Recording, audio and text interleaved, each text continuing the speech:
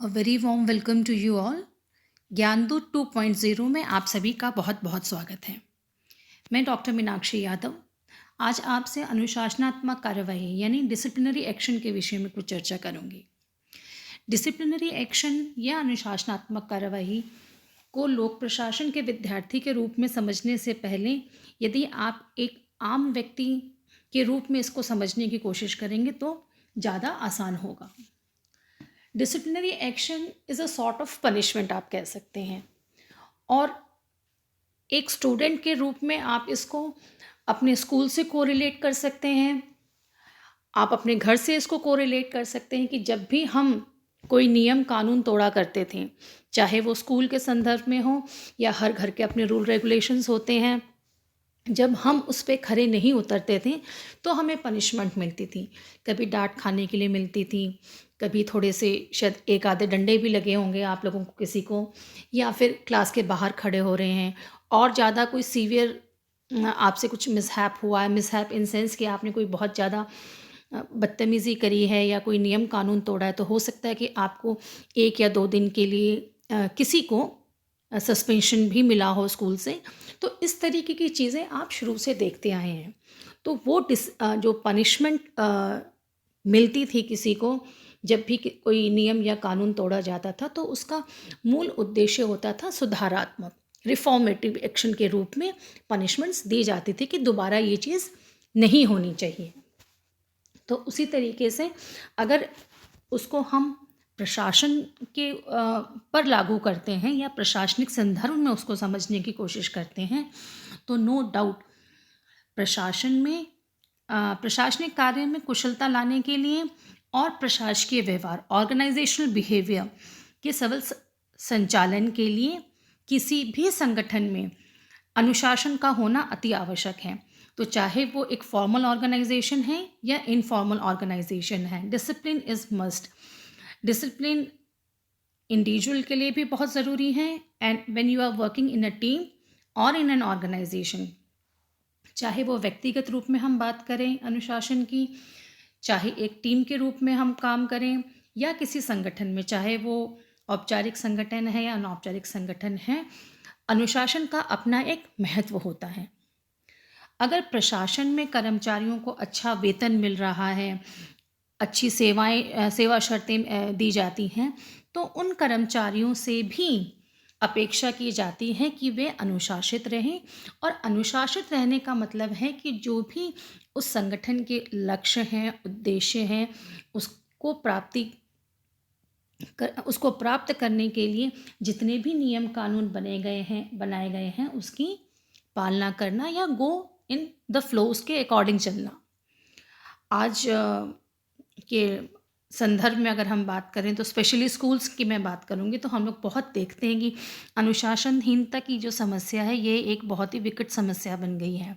There can be many reasons, हम उसको discuss नहीं करेंगे, लेकिन संगठन के नियमों की जब अवहेलना की जाती है और इस कारण से जब संगठन के उद्देश्य प्राप्ति के मार्ग में जब बाधा आने लगती है, तो जो लोग इस प्रक्रिया में या इस प्रक्रिया ऐसी परिस्थिति उत्पन्न करते हैं, उनको दंडित किया जाना आवश्यक है। इसीलिए डिसिप्लिनरी एक्शन की हम लोग बात करते हैं। डिसिप्लिनरी एक्शन का प्रावधान हमारे संविधान में भी दिया गया है। अनुच्छेद 311 में डिसिप्लिनरी एक्शन की बात की गई है। उसके अनुसार कोई भी कार्मिक की बात कर रहे हैं, लोक कार्मिक की बात कर रहे हैं, एक सरकारी व्यक्ति, एक सरकारी आदमी जो नौकरी में लगा हुआ है, कोई भी लोक कार्मिक नियुक्तिकर्ता मीन्स जिसके द्वारा उसे लगाया जा रहा है, उससे निम्न अधिकारी के द्वारा ना तो पदयोचित किया जा सकता है, ना पद से हटाया जा सकता है, और ना ही उसे पदावनत किया जा सकता है। ये एक बहुत ही इम्पॉर्टेंट क्लॉज है। इसके अलावा जो भी सक्षम अधिकारी होते हैं, जो कॉम्पिटेंट अथॉरिटी है, जो ऑफिसर हैं, उनके द्वारा पदयोचित करने या फिर पद से हटाने या पदावनत करने से पहले जांच की जाएगी। तो यहाँ पे हमारे सामने 2 बातें उभर कर आ रही हैं। पहली बात तो ये कि जो भी नियुक्तिकर्ता अधिकारी हैं, उससे निम्न अधिकारी जो है वो ना तो आपको हटा सकता है, ना पदावनत कर सकता है, ना ही पदयोचित कर सकता है। मीन्स जिस पोस्ट पर हैं आपसे कम पोस्ट वाला व्यक्ति ये काम नहीं कर सकता है। जो इसको करने में सक्षम है यानी जो भी कॉम्पिटेंट अथॉरिटी हैं वो किसी भी कर्मचारी को पदयोजित करने, पद से हटाने या पदावनत जिसको हम लोग कहते हैं डिमोशन करने से पहले जांच की जाएगी। मीन्स एक इंक्वायरी की जाएगी। इसके अलावा जो संबंधित कार्मिक होता है मीन्स जो रिलेटेड पर्सनल है उसके विरुद्ध लगाए गए आरोपों की सूचना दी जाएगी उसको, और उसे आरोपों को खंडन करने का एक उचित अवसर दिया जाएगा। इन सब चीज़ों को हम आगे आने वाली स्लाइड में भी और डिस्कस करेंगे। ये जो अनुशासनात्मक कार्रवाई होती है, डिसिप्लिनरी एक्शन होते हैं, वो केंद्र और राज्य मीन्स सेंट्रल और स्टेट दोनों में नियम बने हुए हैं, और इन नियमों को हम लोग कहते हैं CCA रूल्स, जहाँ पर CCA stands for classification, I am sorry spelling mistake हो गई है यहाँ पे, classification, control and appeal rules, यानी वर्गीकरण, नियंत्रण और अपील रूल्स। राजस्थान के संदर्भ में अगर हम बात करते हैं तो राजस्थान में अनुशासनात्मक कार्यवाही राज्य लोक सेवा CCA रूल्स 1958 के अंतर्गत आती है। और इसी क्रम में आपको और बताना चाहूँगी कि अखिल भारतीय सेवा आचरण नियम 1954, केंद्रीय लोक सेवा आचरण नियम 1955, और अगर रेलवे के संदर्भ में बात करें तो रेलवे सेवा आचरण अधिनियम 1956। ये जो भी संबंधित अधिकारी, जो भी संबंधित सेवा होती हैं उन पे ये लागू होते हैं और ये उनको फॉलो करते हैं। अब सवाल ये आता है कि ऐसी कौन सी परिस्थितियां होती हैं जहां पर अनुशासनात्मक कार्यवाही करनी पड़ती हैं। व्हाट आर दोज सर्कमस्टेंसेस जहां पर डिसिप्लिनरी एक्शन ज़रूरी हो जाता है। ये आप सभी को पता है कि अनुशासनात्मक कार्यवाही, जैसे मैंने अभी आपको बताया था, कार्मिक के द्वारा प्रशासन के नियमों तथा आंतरिक कार्य प्रणाली का जब हम लोग उल्लंघन करते हैं तो कार्यालय में किए गए जो भी अपराध आप कह सकते हैं या उन नियमों का जो उल्लंघन होता है उसके अगेंस्ट की जाती है डिसिप्लिनरी एक्शन। डिसिप्लिनरी एक्शन में सज़ा देने के पीछे किसी को टॉर्चर करना या किसी को नुकसान पहुंचाना नहीं होता है मेन मोटिव होता है सुधारात्मक और निवारात्मक। मीन्स जैसे मैंने कहा था रिफॉर्मेटिव और रिमीडियल। इसके अलावा अगर कुछ फाइनेंशियल लॉस हुआ है तो उस नुकसान की भरपाई लेने की भी उसमें भावना रहती है। अब जैसे मैंने आपसे कहा कि ऐसी कौन सी परिस्थितियां हैं, व्हाट आर दो सर्कमस्टेंसेस जहां पर अनुशासनात्मक कार्रवाई करना ज़रूरी हो जाता है। इट्स वेरी सिंपल, और एक कॉमन सेंस के भी आप बात सोचेंगे तो सीधी सीधी बात हमारे सामने आती है कि जब हम अपने काम की तरफ ध्यान नहीं देते, जब हम अपने कर्तव्यों की पालना नहीं करते तो ऐसे सर्कमस्टेंसेस पैदा हो जाते हैं, यानी कार्य के प्रति असावधानी या फिर कार्य से जी चुराना भी डिसिप्लिनरी एक्शन के दायरे में आ सकता है। अकार्यकुशलता का प्रदर्शन मीन्स कार्य को सही ढंग से नहीं करना। अपार्ट फ्रॉम डैट कानूनों का उल्लंघन और नियमों को तोड़ना एक बहुत जनरल सी बात है ये। और साथ ही साथ जब आप एक संगठन में काम करते हैं तो उच्च अधीनस्थ संबंध स्थापित होते हैं। हायरार्की सिस्टम की हम बात कर रहे हैं। ऐसे में यदि आप किसी की अधीनस्थता स्वीकार नहीं कर रहे हैं, जहाँ पर आपके सीनियर ऑफिसर्स हैं, आपके सीनियर अधिकारी हैं, और आप उनकी अधीनस्थता नहीं स्वीकार करते हैं, तब भी आपको पनिशमेंट मिलती है। अधीनस्थता स्वीकार करने से अर्थ ये है कि जो आपको ऑर्डर्स दिए जा रहे हैं, जो आदेश निर्देश दिए जा रहे हैं, यदि आप उसकी पालना नहीं कर रहे हैं तो वो इसी कैटेगरी में आएगा, अधीनस्थता स्वीकार न करना। डेफिनेटली नियम कानूनों को भी आप तोड़ रहे हैं, वो भी उसी कैटेगरी में आता है, but this is also one of the fact. इसके अलावा अनैतिकता यानी सरकारी कर्मचारियों के लिए जो स्वीकृत नैतिक नियम होते हैं, यदि उनको तोड़ा जाए तो वो अनैतिकता के कैटेगरी में आते हैं। As a officer, as a government employ, you are suppose to have a certain kind of behaviour, you are suppose to do your duty in a certain way. तो जब आप इन चीज़ों को नहीं करते हैं तो वो भी अनैतिकता के दायरे में आता है। भ्रष्टाचार को प्रोत्साहन देना या भ्रष्टाचार में लिप्त होना, ईमानदारी का अभाव, लैक ऑफ ऑनेस्टी, एंड उसके अलावा जानबूझकर किसी कानून को लागू करने से मना करना, यानी मनमानी करना या आदेश और निर्देशों की सही ढंग से पालना नहीं करना या अधीनस्था स्वीकार नहीं करना। ये सब चीज़ें ऐसी परिस्थितियां उत्पन्न करती हैं जहां पर किसी भी सरकारी कर्मचारी के विरुद्ध अनुशासनात्मक कार्यवाही की जा सकती है। So these are simple factors. ये कुछ ऐसे कॉमन फैक्टर्स हैं जो आपको ईजीली समझ में आएंगे अगर आप इसको स्कूल लाइफ से भी कंपेयर करेंगे तो। So that is not very technical about it. बहुत सिंपल सी चीज़ है कि अगर आप कर्तव्यों की पालना नहीं करेंगे, अगर संगठन के जो नियम कानून हैं अगर आप उसकी अवहेलना कर रहे हैं, आप ईमानदार नहीं हैं, आपका बिहेवियर जो कोड ऑफ कंडक्ट एक सरकारी कर्मचारी से उम्मीद की जाती है, यदि आपका कंडक्ट वैसा नहीं है, आपका बिहेवियर वैसा नहीं है, तो वो भी डिसिप्लिनरी एक्शन के दायरे में आएगा। सो डिसिप्लिनरी एक्शन पे जब भी कभी आपको क्वेश्चन आएगा तो उसमें आप डिफाइन कर सकते हैं कि what do you mean by disciplinary action. दूसरी चीज़ आप ये बता सकते हैं कि under which provision, constitutional provision अनुशासनात्मक कार्यवाही के विषय में लिखा गया और उसके अंदर क्या क्या चीज़ें दी गई हैं जो हमने आपसे अभी डिस्कस करी। इसके अलावा what you can include is what are the circumstances, ऐसी कौन सी परिस्थितियाँ होती हैं जहाँ पर अनुशासनात्मक कार्यवाही ज़रूरी हो जाती है। डिसिप्लिनरी एक्शन, मिसकंडक्ट, पनिशमेंट, आप कुछ भी इसे कह सकते हैं। I am sorry, disciplinary action हो गया, मिसकंडक्ट है, चाहे वो पनिशमेंट है, ये सब आपके एक वार्निंग के रूप में आपको दी जाती है जहाँ पर मुख्य उद्देश्य ये होता है कि जो संगठन का जो अनुशासन है वो अनुशासन बना रहे, जो नियम कानून है उनकी पालना सलीके से होती रहे, और यदि कोई व्यक्ति नहीं कर रहा है then he should be punished according to it. जिस तरीके से रिवॉर्ड मिलता है उस तरीके से पनिशमेंट भी मिलती है। So the same goes with administration. Punishment देने के बहुत से तरीके हो सकते हैं।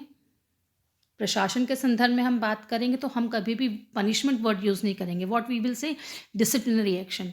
तो अनुशासनात्मक कार्यवाही के बहुत सारे विभिन्न रूप हो सकते हैं। कभी आपको रिटन में आपको पनिशमेंट के ऑर्डर्स मिल सकते हैं, कभी केवल वर्बल यानी केवल मौखिक रूप से आपको एक चेतावनी दे दी जाती है, तो आपको सस्पेंड किया जा सकता है, आपकी पे काटी जा सकती है, आपको डिमोशन यानी पदावनत किया जा सकता है। तो बहुत सारी चीज़ें होती हैं जिनको हम लोग अभी पॉइंट वाइज डिस्कस करेंगे ताकि और क्लैरिटी आ जाए।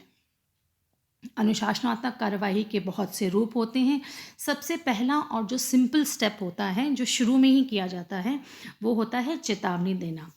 पहली गलती पे कभी भी पनिशमेंट नहीं मिलती है, पहली गलती पे कभी भी सीधा डिसिप्लिनरी एक्शन, कोई सख्त डिसिप्लिनरी एक्शन यानी सख्त अनुशासनात्मक कार्यवाही नहीं होती है।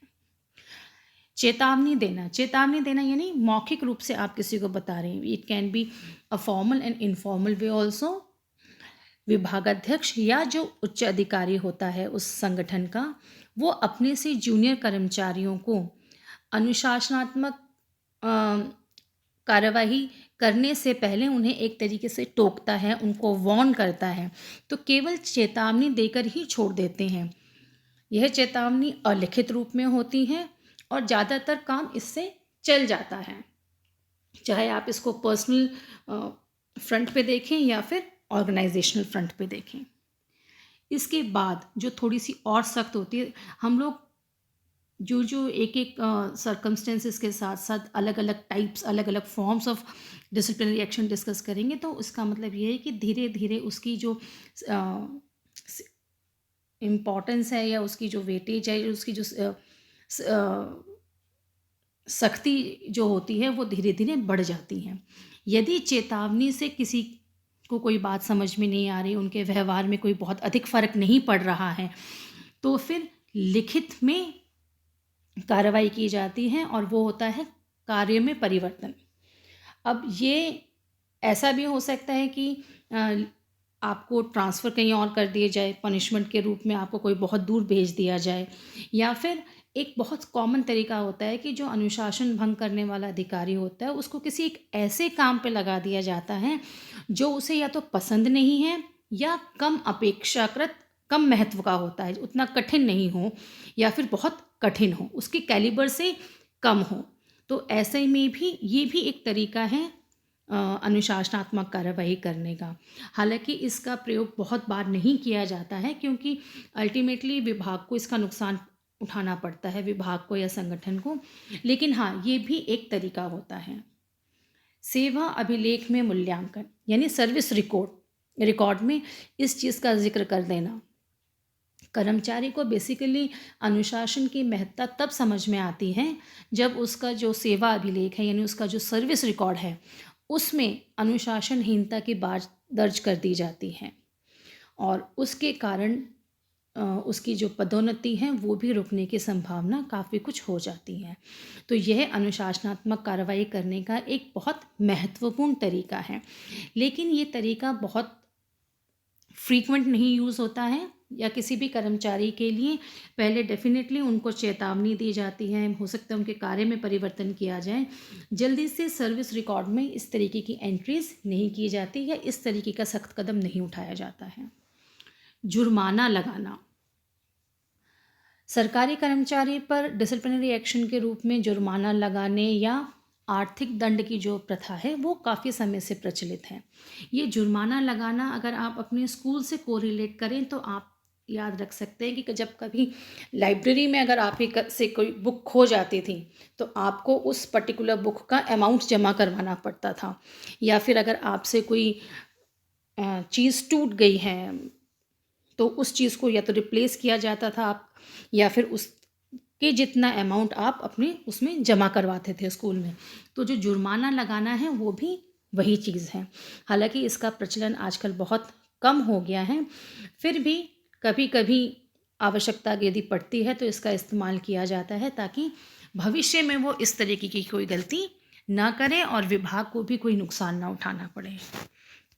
वार्षिक वेतन वृद्धि रोक लेना, एनुअल इंक्रीमेंट रोक लेना। अपने न्यूनतम वेतन क्रम से उच्चतर वेतन क्रम की ओर बढ़ने के लिए सरकारी सेवक को वार्षिक वेतन वृद्धि दी जाती है। मीन्स एक एनुअल इंक्रीमेंट दिया जाता है, हर साल उसमें बढ़ोतरी होती है।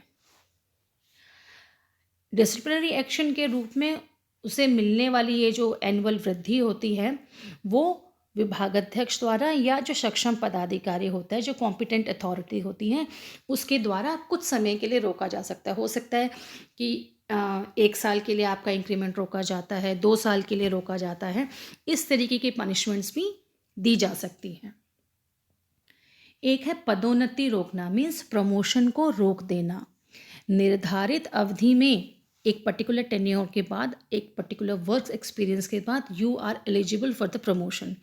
लेकिन यदि किसी व्यक्ति का आचरण सही नहीं है, वो नियम कानूनों को तोड़ रहा है, कानूनों की उल्लंघना कर रहा है या भ्रष्टाचार से में लिप्त है, तो ऐसी परिस्थिति में उस कर्मचारी की पदोन्नति भी रोकी जा सकती है। और पदोन्नति का रोका जाना एक बहुत ही सख्त अनुशासनात्मक कार्यवाही मानी जाती है। स्थानांतरण कर देना यानी ट्रांसफ़र कर देना, किसी ऐसी जगह ट्रांसफ़र कर देना जो काफ़ी दूर हो ये, या फिर कोई बहुत ही कठिन परिस्थिति वाली जगह है जहाँ पर सर्कमस्टेंसेस या एनवायरनमेंट उतना अनुकूल नहीं है, वहाँ पर आप लोगों को भेज देना। जस्ट से फॉर एग्ज़ाम्पल किसी की अगर कोई बहुत बड़े सिटी में पोस्टिंग हो रखी है तो उसको किसी गांव में भेज देना, या बड़े शहर से किसी बहुत छोटे शहर में भेज देना जहाँ पे बिजली पानी की समस्या हो, ट्रांसपोर्ट की समस्या हो, या बेसिक एमिनिटीज़ जो होती हैं उसकी समस्या हो। तो इस तरीके की चीज़ें, तो अनुशासनहीनता के आरोप से रिलेटेड जो भी अधिकारी या कर्मचारी होता है उसका ट्रांसफ़र यदि इस तरीके से कर दिया जाए तो वो पनिशमेंट पोस्टिंग कहलाती है। It is not just posting, उसका पनिशमेंट पोस्टिंग कहलाती है। पदावनति कर देना यानी डिमोशन, जहाँ पर एक क्लॉज ये था कि पदोन्नति रोक दी जाती है, वहीं पर दूसरी ये है कि आपको डिमोशन भी कर दिया जाएगा, आपकी पदोन्नति भी की जा सकती है। यानी कर्मचारी को उसके ऊपर की पद की ओर भेजने की बजाय निम्न पद पर भेज दिया जाता है, लोअर पोस्ट पर भेज दिया जाता है, डेट इज़ कॉल्ड पदावनति। इसमें कर्मचारी की सभी दृष्टियों से उसको नुकसान उठाना पड़ता है। एक तो पद भी नीचा हो जाता है, वेतन भी नीचा कम हो जाता है, और उसकी जो सामाजिक प्रतिष्ठा है वो भी कम हो जाती है। तो ये सब जो है, प्रमोशन रोकना या फिर पदावनति करना, ये सब चीज़ें बहुत कम इस्तेमाल होती हैं, और ये सख्त जो पनिशमेंट होती है, सीवियर पनिशमेंट्स जो होती हैं, उसकी कैटेगरी में आती हैं।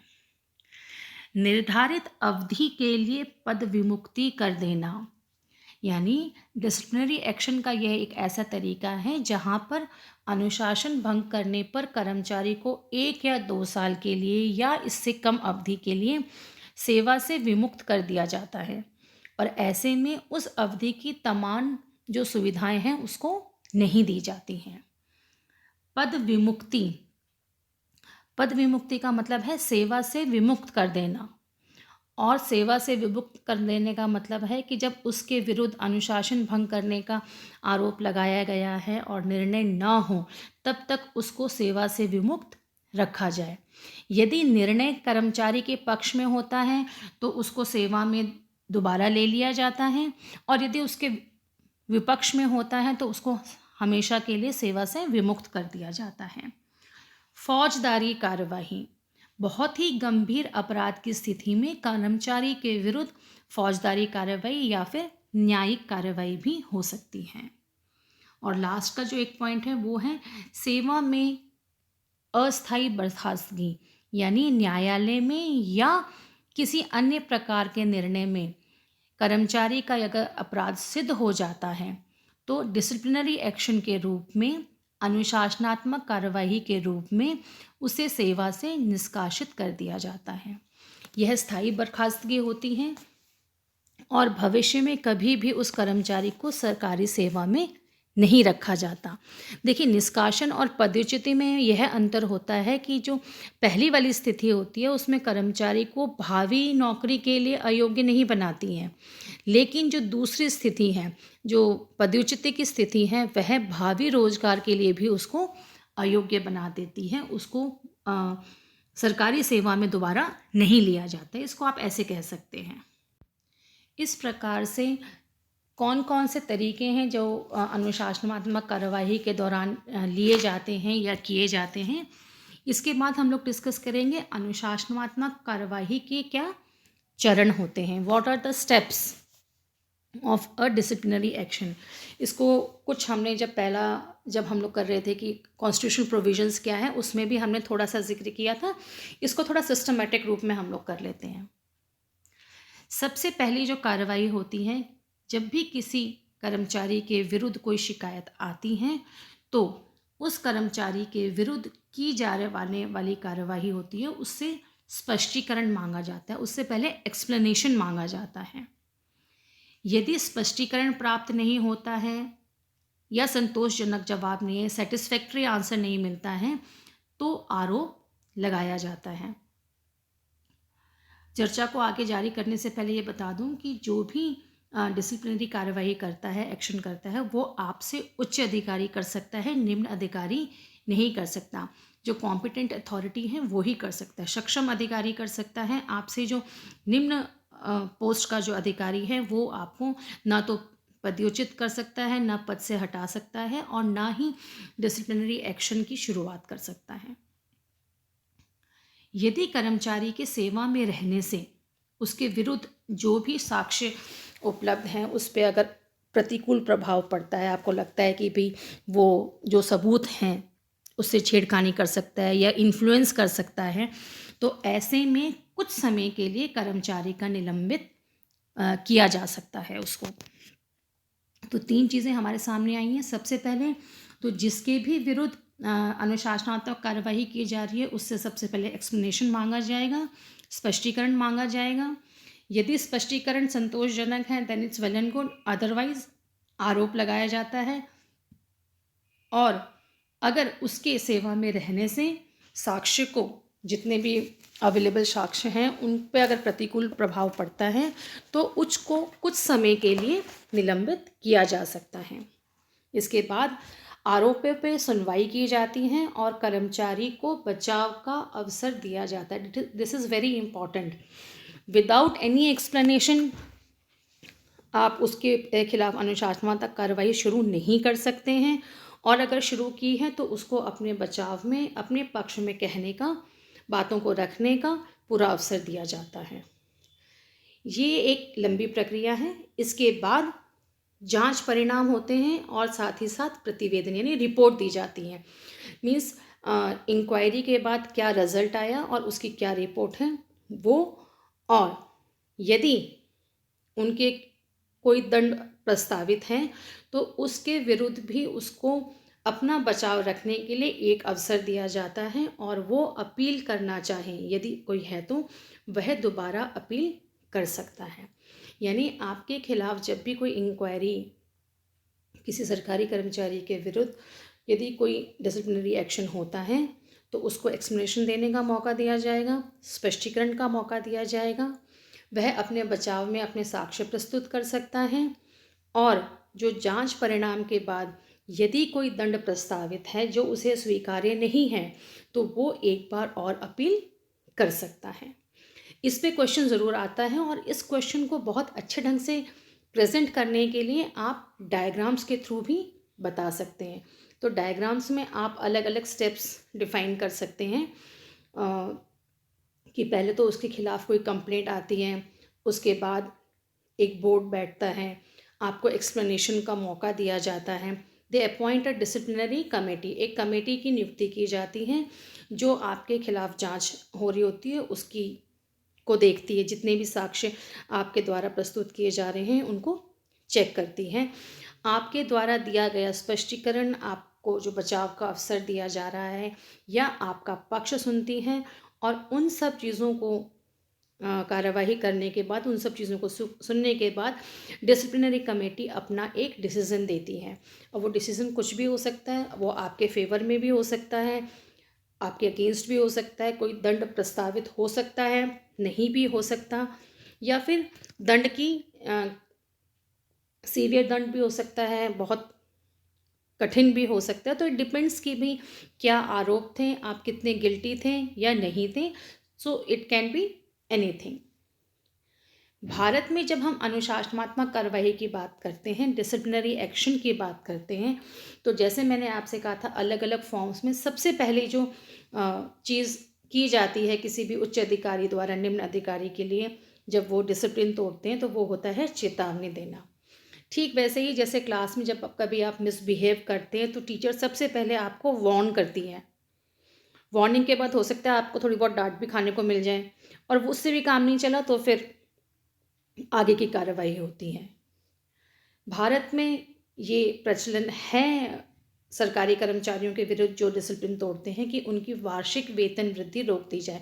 एनुअल इंक्रीमेंट जो होता है वो कुछ समय के लिए रोक दिया जाता है, मे बी अ ईयर और 2 और एनी। पदोन्नति रोकना और पदावनत करना मीन्स प्रमोशन को रोका भी जा सकता है और आपको डिमोट भी किया जा सकता है। डिपेंड्स कि आपने किस प्रकार की अनुशासनहीनता पाई गई है। अनिवार्य सेवानिवृत्ति, कंपल्सरी रिटायरमेंट, ये अगर आप पिछले कुछ सालों का एक प्रेजेंट सेंट्रल गवर्नमेंट का सिनेरियो देखेंगे तो बहुत से ऐसे सीनियर अधिकारी रहे हैं जिनको अनिवार्यतः सेवानिवृत्ति दे दी गई है। It is a form of punishment जहाँ पर आपको आपकी जो ड्यू डेट थी रिटायरमेंट की उससे पहले आपको कंपल्सरी रिटायरमेंट दे दिया जाता है। सेवा से विमुक्ति या सेवा से पदच्युति, ये दोनों एक्शंस भी या ये दोनों रेमेडीज़ भी एक डिसिप्लिनरी एक्शन के रूप में भारत में प्रचलित हैं। So that was all for today. आज हम लोगों ने जो अनुशासनात्मक कार्रवाई के रूप में चीज़ों को समझने की कोशिश करी। सबसे पहले तो व्हाट इज़ डिसिप्लिनरी एक्शन, वो क्या है, उसका उद्देश्य क्या है, इसके अलावा ऐसी कौन सी परिस्थितियां हैं जहां पर अनुशासनात्मक कार्यवाही बहुत ज़रूरी हो जाती हैं, वो कौन कौन से वेरियस फॉर्म्स हैं, what are the different forms of disciplinary action, अनुशासनात्मक कार्यवाही के क्या चरण हैं और क्या संवैधानिक प्रावधान है, इन सब चीज़ों के बारे में हम लोगों ने आज चर्चा करी थी। So keep on revising with tons of wishes for you. अपना ध्यान रखिए, अपनी सेहत का ध्यान रखिए and have a good day. Thank you.